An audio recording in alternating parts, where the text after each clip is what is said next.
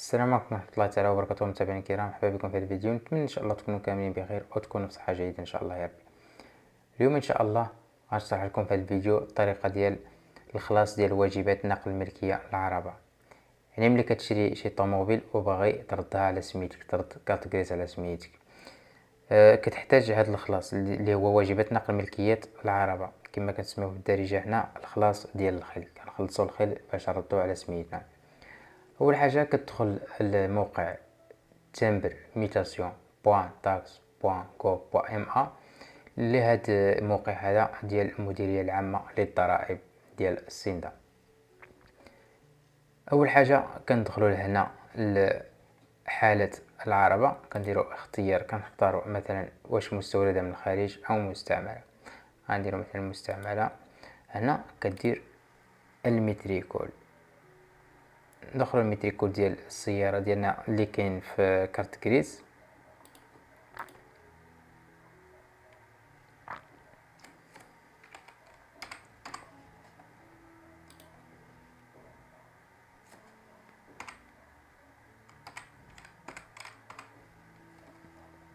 كنجيو هنا كنديروا القوه الجبائيه. القوه الجبائيه الاخوان راه كتكون في كارت غريس، كتكون في الظهر ديال كارت غريس. كتجي هنا دير صنف العربه. صنف العربه واش الدراجه الناريه او دراجه ناريه ذات 4 عجلات او شاحنه مقطوره، جرار فلاحي سرعه 30 كم في الساعه. كاين جرار فلاحي 30 كيلومتر في الساعه، وكاين جرار طرقي، وكاين دراجه ناريه ذات 3 عجلات يعني تريبورتور اولا سياره. بالنسبه ليا غادي ندير سياره. هنا تاريخ تفويت الملكيه، بالنسبه للتاريخ اللي تكاليزا فيها الكرتون او يعني التاريخ اللي شريت فيه انت.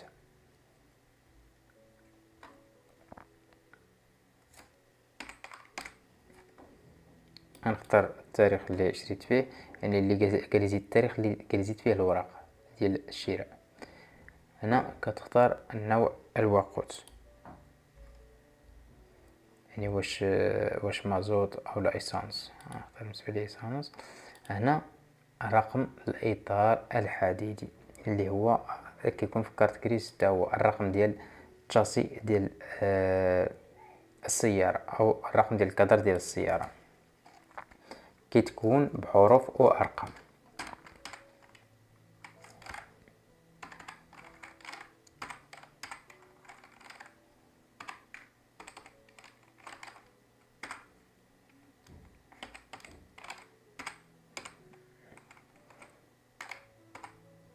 اخوان خصنا ندخلوا المعلومات صح، راه الا غلطنا غير في حرف او لا رقم راه ما غاديش يدوز. هنا كاين واش شخص معنوي او شخص ذاتي، يعني حنا غادي نختاروا شخص ذاتي. غادي نختاروا هنا نوعية التعريف. غادي نختار، كاين هنا بطاقة التعريف، كاين رقم بطاقة الإقامة، جواز السفر، كاين التعريف الضريبي. التعريف الضريبي إذا كانت مثلا شركة، أنا بالنسبة لي غادي نختار هنا بطاقة التعريف الوطنية. هنا الاسم العائلي، ندير هنا الاسم العائلي، هنا الاسم الشخصي، هنا العنوان غادي نديرو العنوان اللي عندنا في البطاقة الوطنية. هنا كاين اش من اقليم اللي كتنتمي ليه اللي عندك في البطاقة الوطنية ديالك.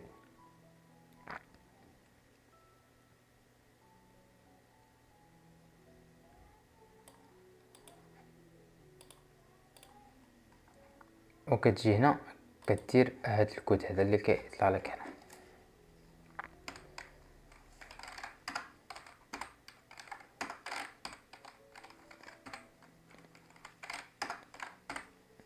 وكدير تأكيد باليدي. هنا كما كتشوفوا الاخوان عطانا هنا لو كود كاباتشا سي انكوريكت، يعني راني غلط هنا في الكود كاباتشا.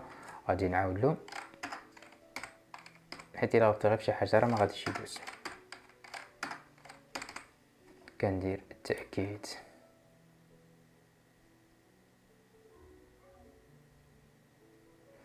هنا الاخوان بالنسبه لهاد السياره، يعني عاطيني باللي راه فيها الضريبه، يعني الضريبه ما خاصهاش.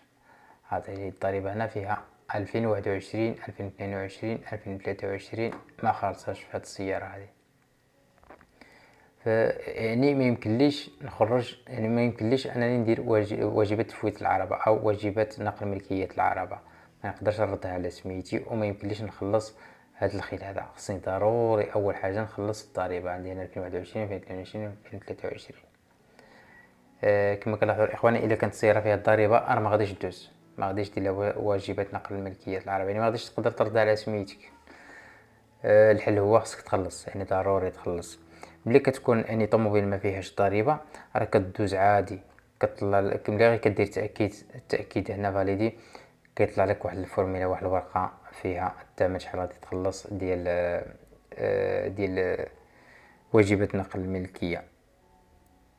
كيعطيك تما الثمن، كأني كطبع ديك الورقه، داك PDF كتطبعها ورقه وكتمشي للتسهيلات او الضمان كاش بليس الى اخره او للبنكه، كتخلص داك الخلاص وكيعطيك واحد ريسيبو ديال الخلاص. ديك الساعات كتمشي تدفع في الطرافو بليك. نتمنى ان شاء الله تكونوا استفدتوا مع الاخوان، وما تنساوش تشتركوا هذا الفيديو هذا وتسناونا فيديو جديد ان شاء الله. والسلام عليكم ورحمة الله تعالى وبركاته.